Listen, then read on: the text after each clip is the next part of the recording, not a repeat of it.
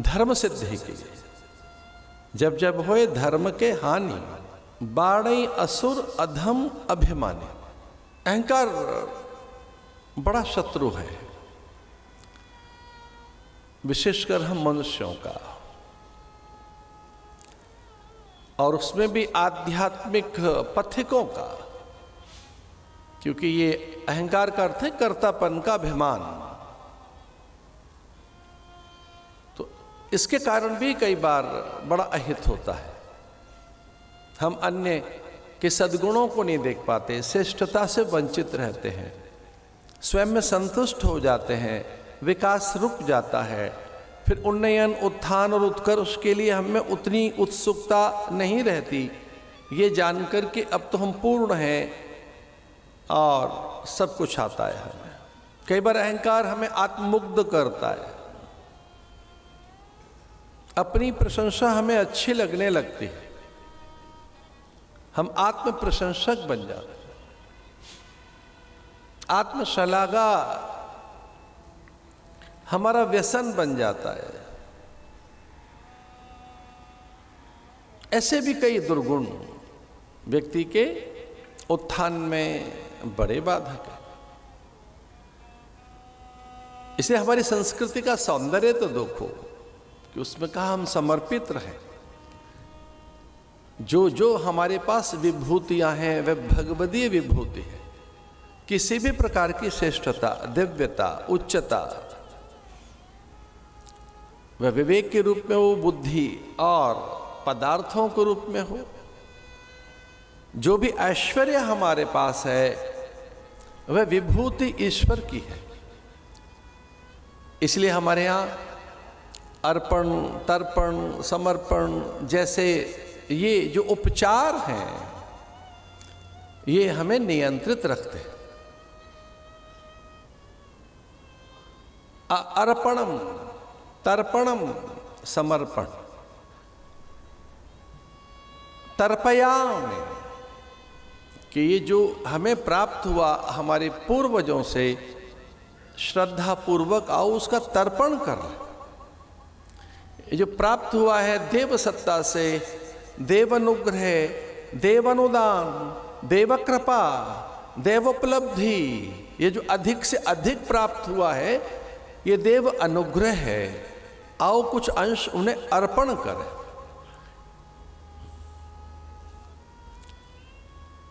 और ये जो कुछ भी है ये ईश्वर का ही है, ऐसा मानकर समर्पण करें। तो इस समर्पण, अर्पण, तर्पण के कारण हमें विनयशीलता रहती है। और ये विनयशीलता एक विशेष प्रकार की पात्रता पैदा कर दी है।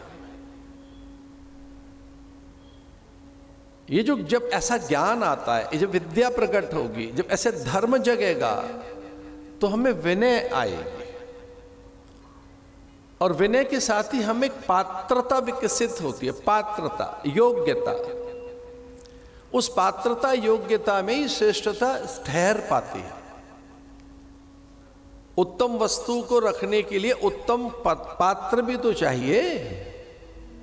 महंगी से महंगी वस्तु किस पात्र में रखोगे? दिव्य गुणों के लिए भी तो पात्रता चाहिए, योग्यता चाहिए। भगवान की अनन्य कृपा मिल भी जाए तो उसके लिए पात्र तो बने। तो धर्म अथवा विद्या या सत्संग हमारी पात्रता के विकास के साधन है। और जैसे ही हमें पात्रता का विकास होगा, हमें योग्यता का जैसे ही विकास होगा, हम अधिकारी बन जाएंगे उस वस्तु के। तो सच तो ये है कि जितने भी भगवान के गुण और शक्ति, विभूति, दिव्यताएं हैं उन सबके हम सहज अधिकारी हैं।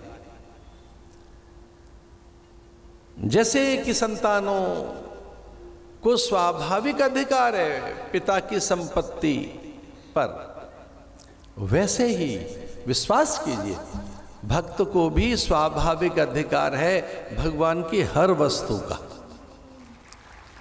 हर वस्तु का उतना एक संबंध में स्नेहन, प्रणयन, प्रीति, प्रगाढ़ता, निश्चय, अपनत्व पैदा तो कर।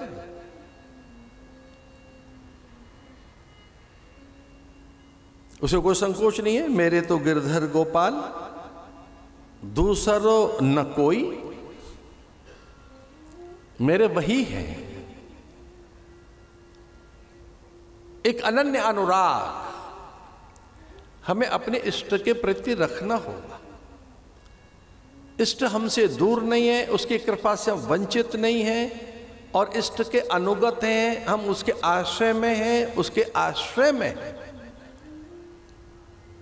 उसके आश्रय में रहना सीखो। हम उनके आश्रित हैं, उसके सहारे रहना सीखो। अवलंब उसी का लीजिए, अवलंब माने सहारा, और किसी का आलंबन मत लो।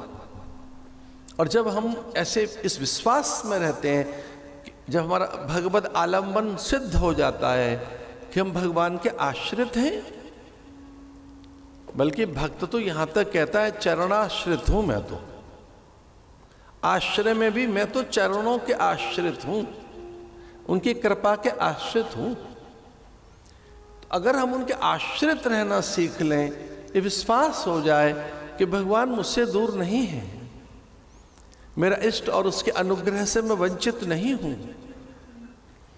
उसकी कुछ चीजें नहीं, उसकी सब वस्तुएं मेरी हैं, तो ऐसे अनिष्ट की कल्पना कभी नहीं हो सकती। आप अगर हमें अनिष्ट की कल्पना हो रही है, भय की कल्पना, असुरक्षा की, अभाव की, अल्पता, किसी प्रकार का कष्ट, दुविधा, तो कितनी दुर्बलता है हमारी भक्ति में। यह हमारी भक्ति का दौर्बल्य पक्ष है कि जब भगवान हमारे हैं तो ये दुर्बलता अज्ञान के कारण हम में पैदा हो गई। इसे मेरा कभी कोई अनिष्ट नहीं कर सकता। एक विश्वास आप में रहना ही चाहिए कि किसी भी काल में मेरा अनिष्ट होगा ही नहीं। ऐसी पात्रता का विकास करो, और जब ऐसा विचार करोगे तो भगवान का विधान अच्छा लगने लगेगा। उनके विधान में न्यूनता नहीं दिखेगी, त्रुटि नहीं दिखेगी। उनके विधान में आपको मांगल्य, मोद, कल्याण और अपना उत्थान ही दिखाई देगा। तो जो उनकी विधि व्यवस्था है, नियंता की नियति, गति, व्यवस्था, भोग, भाग्य और प्रारब्ध, जो कुछ भी आपको प्राप्त है उसमें सर्वथा आपके हित छुपे हुए हैं। इसलिए एक दिन अपने मन को कह दो कि भगवान का विधान सर्वथा कल्याणकारी है, निर्दोष है, और उसमें मेरे सर्वथा हित छुपे हुए हैं। भाई मेरा अहित नहीं होना है,